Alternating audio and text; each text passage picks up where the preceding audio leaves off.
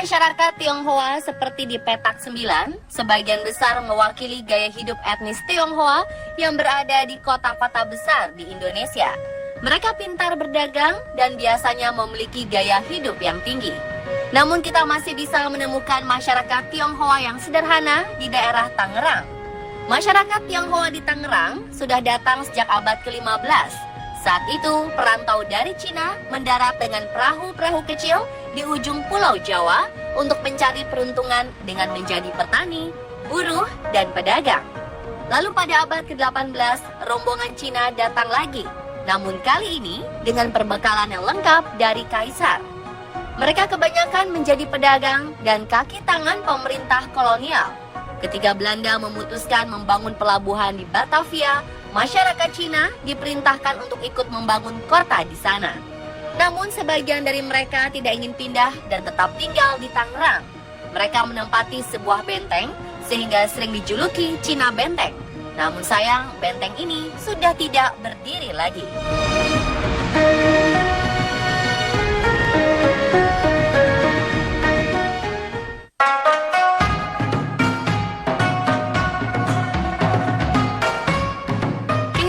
Masyarakat Tionghoa mengalami pasang surut.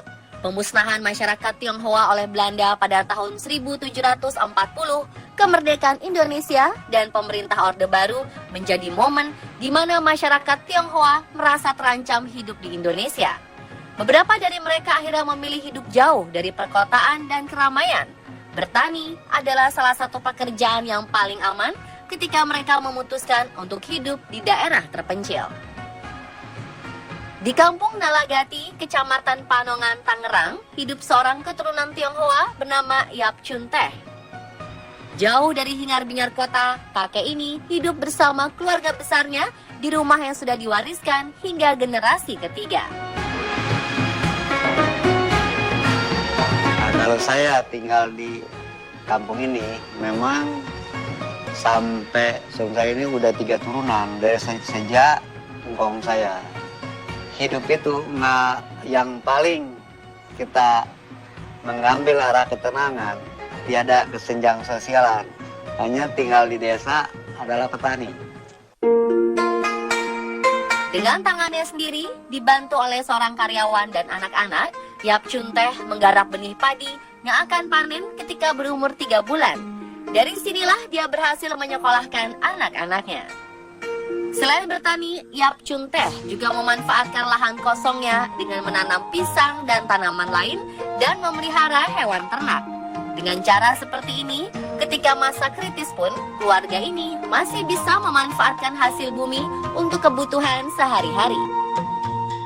Ketika mendekati Imlek, Yap Chun Teh dan keluarganya menerima pesanan kue keranjang dan dodol dari berbagai daerah.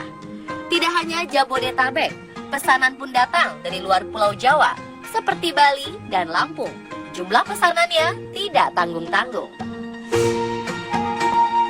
Ya memang kalau hari ini sih, kita memang persiapan untuk nyambut hari Imlek. Karena banyak orang yang butuh pesan gitu ya. Memang kalau 2-3 ton sih saya bikin. Kue keranjang dan dodol buatan keluarga Yap memang banyak yang pesan karena pembuatannya masih secara tradisional. Selain alami, produknya juga tahan lama walau tidak memakai pengawet.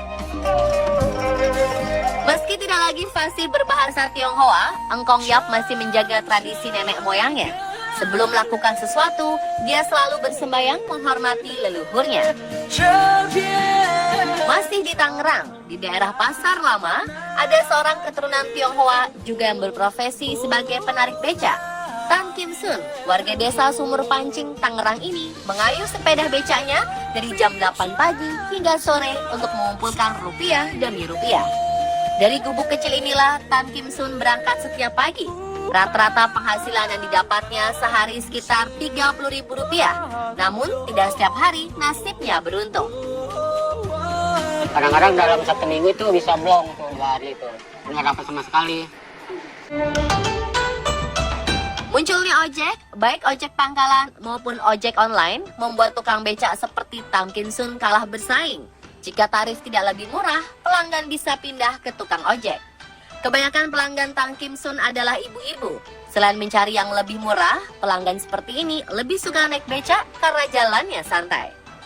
Sebelum menjadi tukang becak, Tang Kim Sun pernah menjadi pelayan di salah satu pasar. Ya dulu saya waktu masih bujangan saya pernah kerja di pasar anyar, itu ikan asin. Itu lama juga sih, sekitar 20 tahun lah di pasar anyar. Semakin tua usia, Tang Kim Sun pun tidak diperlukan lagi. Dia tersingkir oleh tenaga kerja yang lebih muda. Menarik becak adalah satu-satunya cara untuk mencukupi kebutuhan sehari-hari. Jika hari mulai senja dan keuntungan yang didapat sedikit lebih banyak dari biasanya, Tang Kim Sun menyegarkan dahaganya dengan meminum es cincau kesukaannya. Masyarakat Tionghoa telah berbaur dengan masyarakat kebanyakan. Logat bahasa dan ciri fisiknya hampir sama dengan orang Tangerang lain seperti orang Sunda atau Betawi. Tidak banyak juga yang masih mengetahui bahasa Tionghoa, namun mereka masih mengingat tradisi-tradisi yang ditinggalkan leluhur.